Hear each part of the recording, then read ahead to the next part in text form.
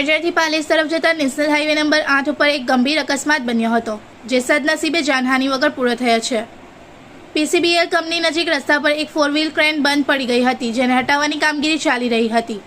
આ દરમિયાન ટ્રાફિકને પણ નિયંત્રિત કરવાનો પ્રયાસ કરવામાં આવી રહ્યો હતો, ત્યારે અચાનક પાછળથી પૂરપાટ ઝડપે આવી રહેલી એક આઈસર ટ્રકે નિયંત્રણ ગુમાવી ક્રેન સાથે જોરદાર અથડામણ કરી હતી।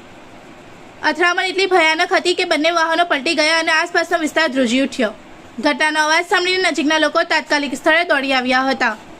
આ અકસ્માતમાં ટ્રકનો ડ્રાઈવર કેબિનમાં જ ફસાઈ ગયો હતો, જેને બહાર કાઢવા માટે તાત્કાલિક બચાવ કામગીરી હાથ ધરવામાં આવી। ઘટનાની જાણ થતાં જ કરજણ ફાયર વિભાગની ટીમ તરત જ સ્થળ પર પહોંચી અને હાઇડ્રોલિક રેસ્ક્યુ સાધનોની મદદથી કામગીરી શરૂ કરી। લગભગ 1 કલાકની જહેમત બાદ ડ્રાઈવરને સુરક્ષિત રીતે બહાર કાઢવામાં સફળતા મળી હતી। આ દરમિયાન પોલીસ વિભાગ પણ સ્થળ પર હાજર રહી ટ્રાફિક વ્યવસ્થા સંભાળી રહી હતી। બચાવ્યા બાદ ડ્રાઈવરને તાત્કાલિક હોસ્પિટલ ખસેડવામાં આવ્યો, જ્યાં તેને પ્રાથમિક સારવાર આપવામાં આવી। સદનસીબે ડ્રાઈવરને માત્ર નાની મોટી ઈજાઓ પહોંચી છે અને હાલ તેની સ્થિતિ સ્થિર છે। ક્રેનના ડ્રાઈવરને કોઈ ઈજા પહોંચી નથી, જે એક રાહતની વાત છે। આ સમગ્ર ઘટનામાં કોઈ જાનહાનિ ન થતા તમામે રાહતનો શ્વાસ લીધો છે। रिपोर्टर तस्लीम पीरावाला।